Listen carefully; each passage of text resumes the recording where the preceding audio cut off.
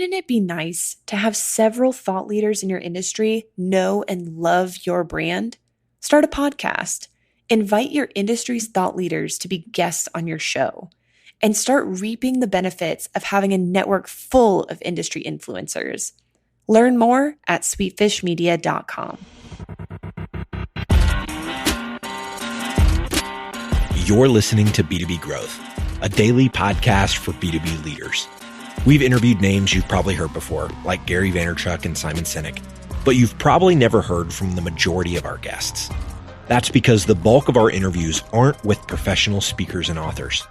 Most of our guests are in the trenches leading sales and marketing teams. They're implementing strategy. They're experimenting with tactics.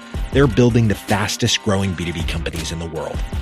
My name is James Carberry. I'm the founder of Sweetfish Media, a podcast agency for B2B brands, and I'm also one of the co-hosts of this show. When we're not interviewing sales and marketing leaders, you'll hear stories from behind the scenes of our own business. We'll share the ups and downs of our journey as we attempt to take over the world. Just kidding. Well, maybe. Let's get into the show.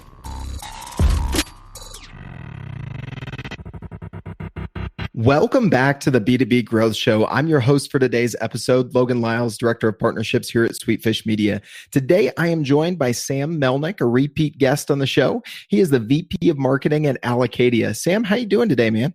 I'm good, Logan. Thanks for having me. Excited to be back. Hey, thanks for coming back on the show, man. We're going to be talking about sales and marketing alignment today. Always a hot topic, an interesting take that you have on it, why we need to go deeper than just aligning on revenue, why that's important, but why that's not the whole story. Before we jump right into that, Sam, let's have you give listeners a little bit of context on yourself and Allocadia. What are you guys up to these days? Yeah, absolutely. So I'm VP of Marketing over there. I've been in the B2B MarTech space, I think, for 8 or 9 years now. This is my second MarTech company. And prior to that, I was an analyst at IDC's CMO advisory service. So it's a great space.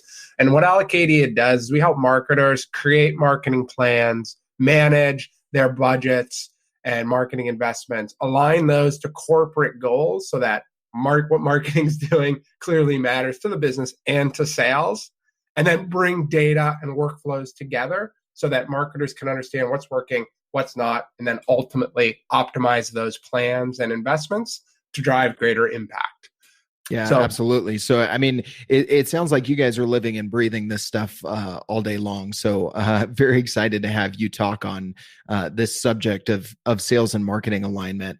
You know, you had a post on LinkedIn a while back. I think it might have been this time last year, but I happened to come across it here recently. And you got to thinking about, how valuable marketers' time is to each and every marketer out there, and all of our listeners, I'm sure, can identify with that. What got you thinking about this idea of measuring your time, making sure you're effective, and aligning with sales around more than just top line revenue?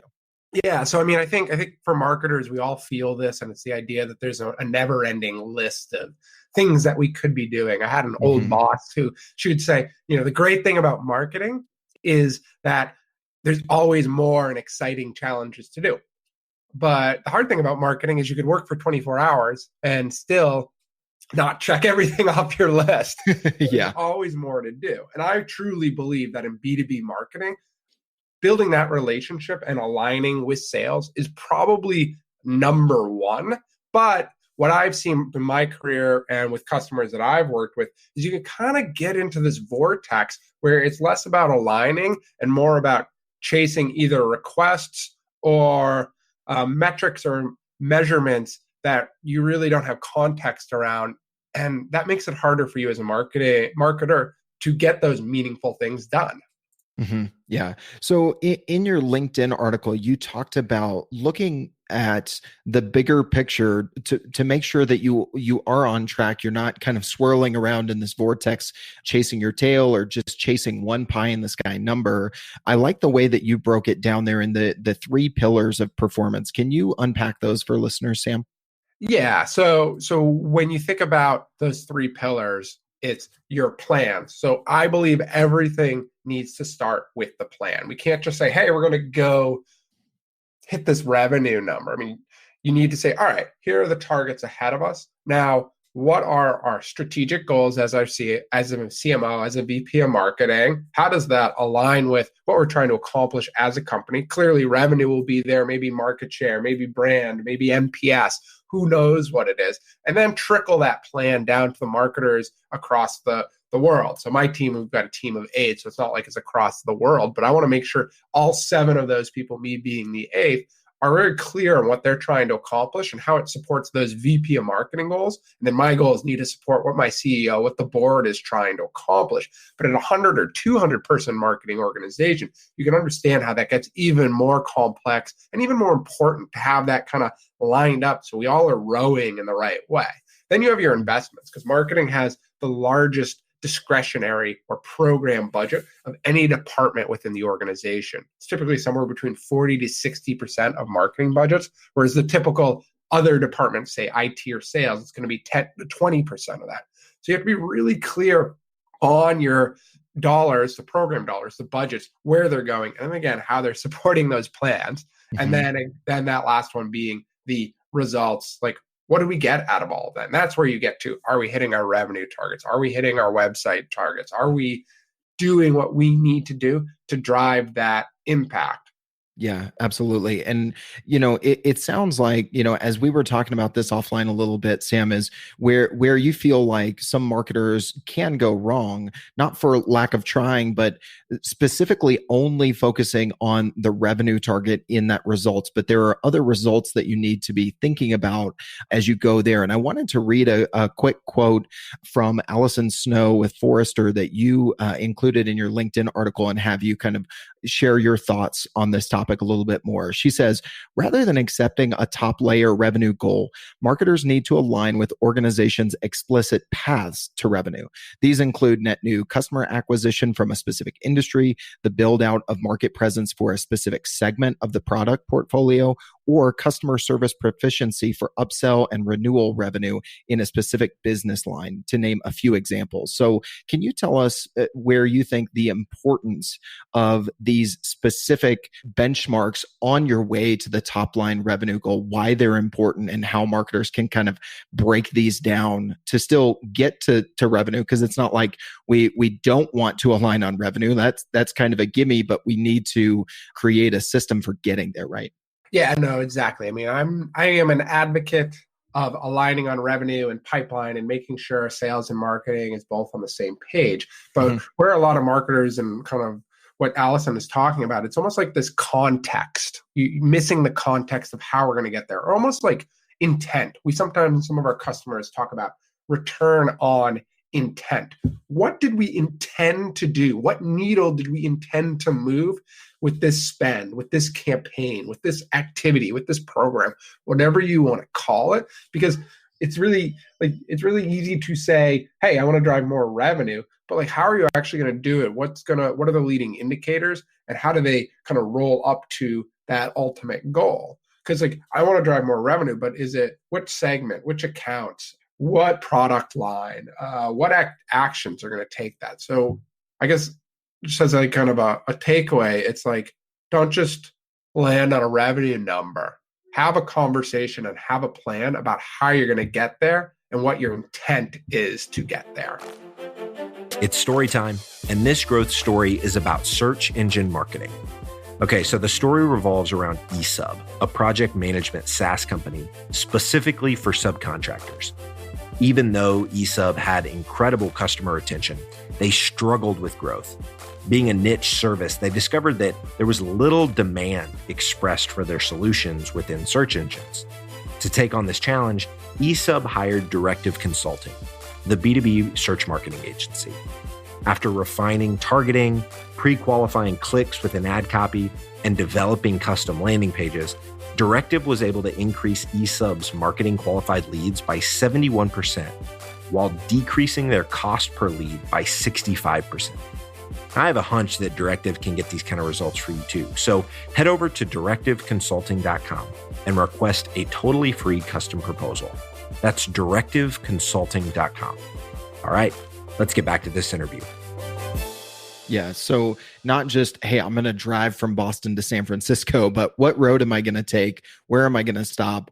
At what point should I be, at this point in the journey, and break it down into manageable steps? Probably not unlike, a lot of folks who are a month or so into their New Year's resolution goals. You don't just say, hey, I'm going to do this by the end of the year. I just read a book by Michael Hyatt called Your Best Year Ever. And he talks about not setting all of your goals to be December 31st. Break them down and have goals per quarter. And it sounds like you're advocating for a very similar thing as we look at our marketing budget and our marketing execution as we're knee deep in the execution day to day, right? Exactly. And like I've got a great counterpart in sales, Ryan Moon, and he has he talks about this.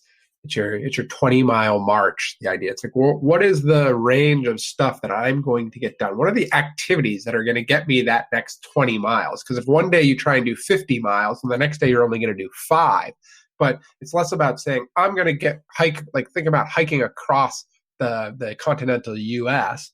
It's like you got to do 20 miles every day, and what activities, what steps, what actions are you going to take to do that every day? Not that I'm going to hike across the continental US. In the same sense, it's like, I'm going to drive $20 million of pipeline this year. It's like, great. What do you have to do? And what are the leading indicators? And what are, exactly. Yep, exactly. So to go along with that analogy of a cross country drive or hike, the folks in the car with our marketing teams is sales. So you had some thoughts in your article on interacting with sales along the way as you're looking for these benchmarks that are shared that are getting you to the ultimate alignment goal. What are some of your thoughts there as you're interacting with sales and the way that you and your counterpart run it there at Allocadia? Yeah, exactly. Yeah, for sure. And when I think about it, like, job number one for the VP of marketing or head of marketing for a B2B organization is to align with sales, because marketing, we don't close business. We help get there, but generally the business is going to be closed by sales. So for me, it's like, yeah, we're aligning on a revenue goal, but then it's saying, here's the activities we're taking. Here's why we're taking them. And here's how it's going to help us, and particularly you, sales, hit that number that's sitting over you for, each quarter, each month. And it's having that ongoing dialogue and then taking the feedback in from sales. Doesn't mean you have to do it's not like, give me a request, I'm going to go do it. But it's an ongoing dialogue, and it's a communication of, here's what we're doing, here's how it's going to help, and here's how we're going to hit that number.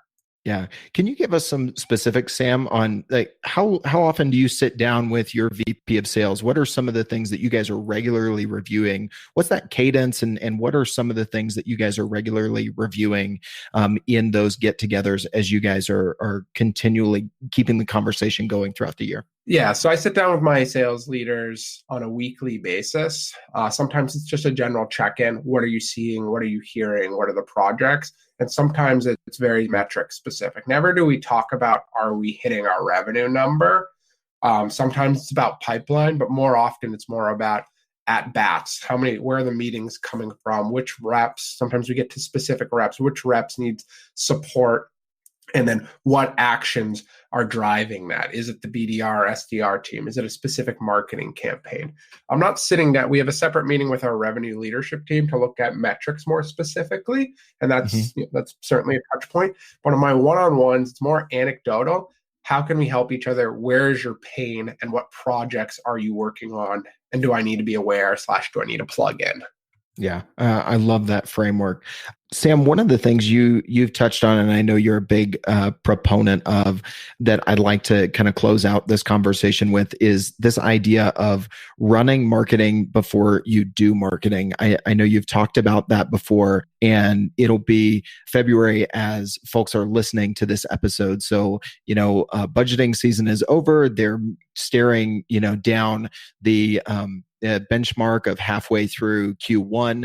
What are some of the things that you advocate for in continuing to run marketing while you're knee deep in doing marketing, at this phase in the game throughout the year? Great. Yeah. So I think that don't ever just stop budgeting or planning. Like plans and budgets are iterative. So that's my first comment. Put in those checkpoints to reassess your plan, readjust your budget if needed. But most importantly, what are the initial results, both for marketing and then as sales starts to see their pipeline or starts to see what deals that they're calling for the first quarter, and potentially change there. Because if you get stuck in this execution mindset, you're not able to react and change to support sales, to support the business, and really be your best marketer. Yeah, exactly. I mean, going back to the road trip analogy, you're looking through the windshield all the time, but you still got to check your rear view mirror every once in a while to make sure, where you've been is where you plan to go and that sort. So I like that concept of looking back as you look forward and setting aside time, because we can get, back to one of the things we were talking about initially, we can get so busy with things to do that we fail to set aside time to plan unless it's year end or, budget time. We have to set aside time to reassess and iterate on our plans as we're going. Totally in agreement there. Love it. Well, Sam, this has been a great conversation, man. Thank you so much for being a repeat guest here on B2B Growth and sharing some thoughts with our listeners that I think is going to be really timely for this season of the year that we're in right now, man. If anybody listening to this would like to stay connected with you, reach out, ask any follow-up questions, or learn more about Allocadia, what's the best way for them to find you?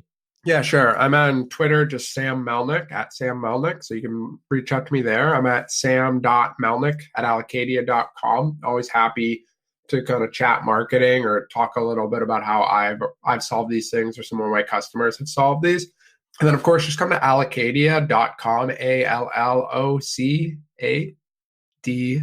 ALLOCADIA, and check us out. We help organizations with our software around these problems every single day.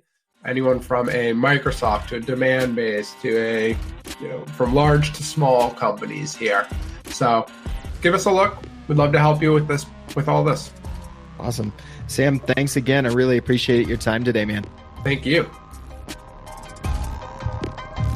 Digital marketing agencies have a tough job. You have to stay on top of the latest marketing strategies for your clients and your agency. What if there was a way you could address both at the same time? Imagine your agency putting out content with greater quality and quantity. Envision bringing your clients a turnkey solution for one of B2B marketing's fastest growing media strategies, podcasting. All those clients asking for your help with their account-based marketing efforts? Picture being the first to bring them the idea of content-based networking, showing them the proven strategy for breaking into their most coveted accounts. Here's the concept. Sweetfish Media is looking to work with a limited number of innovative agencies interested in a new partnership model. We produce a podcast for your agency. You introduce the power of podcasting and Sweetfish services to your clients. Everybody wins. Learn more at sweetfishpartners.com.